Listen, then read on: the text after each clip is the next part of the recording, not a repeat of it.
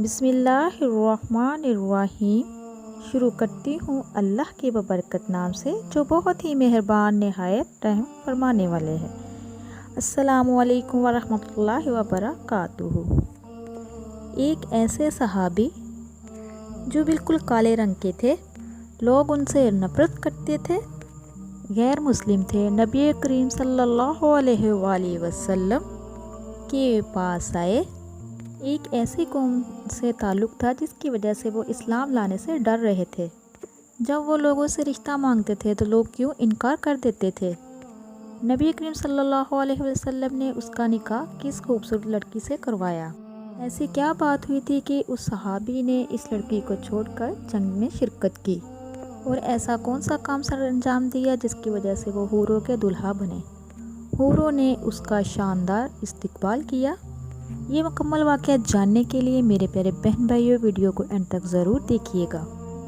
میرے پیارے بہن بھائیوں، ہمارے آقا دو جہاں حضرت محمد صلی اللہ علیہ وآلہ وسلم اپنے چند جانشین کے ہاں موجود تھے تو اتنے میں ایک سیاہ رنگ کے اور دبلے پتلے ناڈر قسم کی توڑ کے ساتھ چلتے ہوئے حاضر ہوئے اور کہا کہ اللہ کے رسول صلی اللہ علیہ وآلہ وسلم، جیسا کہ آپ دیکھ رہے ہو میں نہایت ہی بدصورت ہوں۔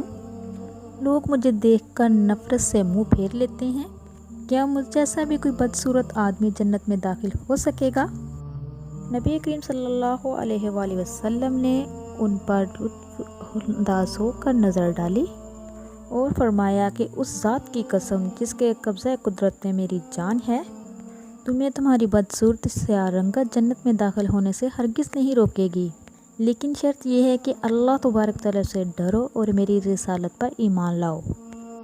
نبی کریم صلی اللہ علیہ وآلہ وسلم کا ارشاد سن کر اس صاحب کا چہرہ چمک اٹھا اور ان کی زبان پر کلمہ شہادت جاری ہو گیا۔ اس صاحب کا نام اصل سعد تھا۔ ان کے سیاہ رنگ کی وجہ سے لوگ ان کو سیاہ اسود کہا کرتے تھے۔ حضرت سعد اسود رضی اللہ عنہ نے بارگاہ رسالت میں عرض کیا، یا رسول اللہ صلی اللہ علیہ وآلہ وسلم، میں نکاح کرنا چاہتا ہوں، لیکن کوئی شخص میری بدصورت کی وجہ سے مجھے کو رشتہ دینے سے راضی نہیں ہوتا۔ میں نے بہت سے لوگوں کو پیغام دیے لیکن سب نے رد کر دیے۔ ان میں سے کچھ یہاں موجود ہیں اور کچھ غیر حاضر ہیں۔ نبی کریم صلی اللہ علیہ وآلہ وسلم جانتے تھے کہ اس شاذ شخص کو اللہ تبارک تعالیٰ نے نور کی روشنی عطا کی ہے اور اس کا مرتبہ بہت بلند ہے۔ نبی کریم صلی اللہ علیہ وآلہ وسلم نے فرمایا، سعد گھبراؤ نہیں، میں خود تمہاری شادی کا انتظام کرتا ہوں۔ تم اسی وقت عمر بن وہاب کے گھر جاؤ اور جا کے کہو کہ نبی کریم صلی اللہ علیہ وآلہ وسلم نے آپ کی بیٹی کا رشتہ میرے ساتھ کر دیا ہے۔ نبی کریم صلی اللہ علیہ وسلم کا ارشاد سن کر حضرت سعد رضی اللہ عنہ روانہ ہوئے۔ حضرت عامر رضی اللہ عنہ تعالیٰ نئے مسلمان ہوئے تھے۔ ابھی ان کی مزاج میں زمانہ جاہلیت کی سختی موجود تھی۔ حضرت سعد رضی اللہ عنہ تعالیٰ نے ان کے گھر پہنچ کر انہیں نبی کریم صلی اللہ علیہ وسلم کا پیغام سنایا۔ وہ بہت ہی پریشان ہوئے کہ میری اتنی حسین و جمال خوبصورت لڑکی کی شادی اس بدصورت شخص سے کیسے ہو سکتی ہے۔ انہوں نے سوچو سمجھے بغیر ہی حضرت سعد رضی اللہ عنہ کا پیغام رد کر دیا اور بڑی سختی کے ساتھ ان کو واپس جانے کے لیے کہا۔ اس حسین و جمال سعادت لڑکی نے حضرت سعد رضی اللہ عنہ اور اپنے باپ کی گفتگو سن لی تھی۔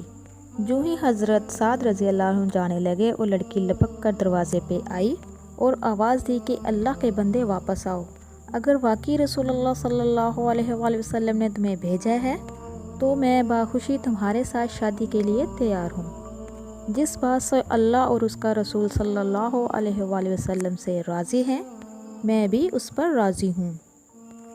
اسی دوران حضرت سعد رضی اللہ عنہ آگے بڑھ چکے تھے۔ معلوم نہیں کہ انہوں نے لڑکی کی بات سنی کہ نہیں۔ حضرت سعد رضی اللہ عنہ نے بارگاہ رسالت میں حاضر ہو کر سارا واقعہ بیان کیا۔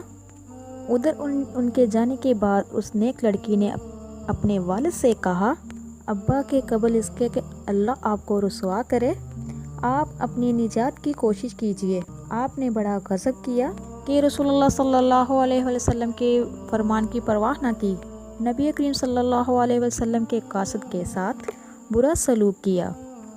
عمر بن وہاب نے لڑکی کی بات سنی اور اپنی انکار پر سخت پریشان ہونے لگا۔ ڈرتے ہوئے بارگاہ نبی میں حاضر ہوئے۔ نبی کریم صلی اللہ علیہ وسلم نے ان کو دیکھ کر کہا کہ تم ہی نے میرے بھیجے ہوئے آدمی کو لٹایا تھا۔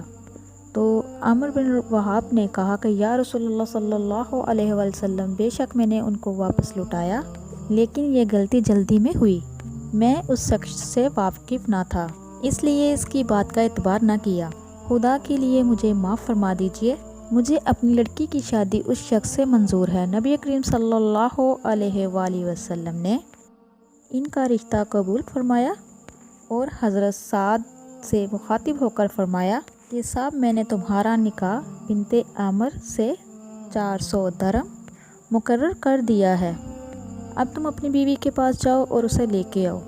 سعد نے کہا کہ یا رسول اللہ صلی اللہ علیہ وآلہ وسلم، میرے پاس تو 1 روپیہ بھی نہیں، میں 400 درہم کہاں سے لاؤں؟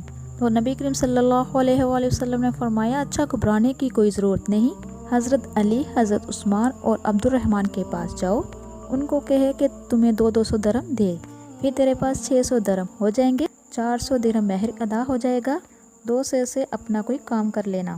حضرت سعد ان کے پاس گئے اور ادھر سے پیسے لے کے واپس آئے تو پھر بازار کے اپنی بیوی کے لیے تحفے لینے، ابھی کچھ خریدا ہی نہیں تھا اور ایک شخص پکار رہا تھا کہ اللہ کے شیر سوارو، جہاد کے لیے سوار ہو جاؤ اور جنت کی بشارت لو۔ سعد علی رضی اللہ تعالیٰ جوان تھے، نئی نئی شادی ہوئی تھی، دل میں ہزاروں امنگیں اور ارمان تھے، لیکن اس شخص کی بات سن کر تمام ارمانوں پر جوش ایمان غالب آ گیا۔ وائف خریدنے کے لیے دل سے نکل گیا، جو رقم لے کے آئے تھے اس سے گھوڑا، نیزہ، تلوار خریدی، سر پر امامہ باندھ کر نبی کریم صلی اللہ علیہ وسلم کی قیادت میں غزوہ پر جانے کے لیے کے ساتھ شامل ہو گئے۔ میدان جہاد میں پہنچ کر حضرت سعد رضی اللہ عنہ تعالیٰ ایسے جوش کے ساتھ لڑے کہ بڑے بڑے بہادروں کو پیچھے چھوڑ دیا۔ ایک موقع پر گھوڑا اٹک گیا اور اس کی پشت سے گر پڑے، لڑنا شروع کر دیا۔ اس وقت نبی کریم صلی اللہ علیہ وآلہ وسلم ان کے ہاتھوں کی سیاہی دیکھ کر شناخت کر لیا اور آواز دی سعد، لیکن سعد اس وقت دنیا سے بے خبر تھے، اتنے جوش کے ساتھ لڑ رہے تھے کہ نبی کریم صلی اللہ علیہ وآلہ وسلم کی آواز کی بھی خبر نہ ہوئی۔ نبی کریم صلی اللہ علیہ وسلم کو جب حضرت سعد کے زخمی ہونے کی خبر ہوئی تو وہ ان کے پاس گئے، ان کا سر اپنی گود میں رکھا تو حضرت سعد رضی اللہ کی روح پرواز ہو گئی۔ نبی کریم صلی اللہ علیہ وسلم حضرت سعد کو دیکھ کر روئے اور پھر مسکرائے۔ صحابہ کرام نے عرض کیا آپ پہلے سعد کو دیکھ کر روئے، پھر مسکرائے اور پھر منہ پھیر دیا۔ آپ صلی اللہ علیہ وسلم فرمایا رویا تو میں سعد کی جدائی میں اور مسکرایا سعد کی جنت کا محل دیکھ کر، منہ اس لیے پھیرا کہ حوریں صاحب کے استقبال کے لیے دوڑ کر آ رہی تھی تو ان کی سفید پنڈلیاں نظر آ رہی تھی، شرم و حیا کی وجہ سے منہ پھیر دیا۔ نبی کریم صلی اللہ علیہ وسلم نے فرمایا میں نے سعد کا نکاح عمر بن لڑکی سے کر دیا تھا، اس لیے حضرت سعد کے متعلق آسمان کی مالک وہی ہے، اور ان کے ماں باپ کو جا کے کہہ دو کہ حضرت سعد کی شادی جنت میں حوروں سے ہو گئی ہے۔ قبول اسلام کے بعد حضرت سعد اسود نے بہت عرصہ کم قیام کیا۔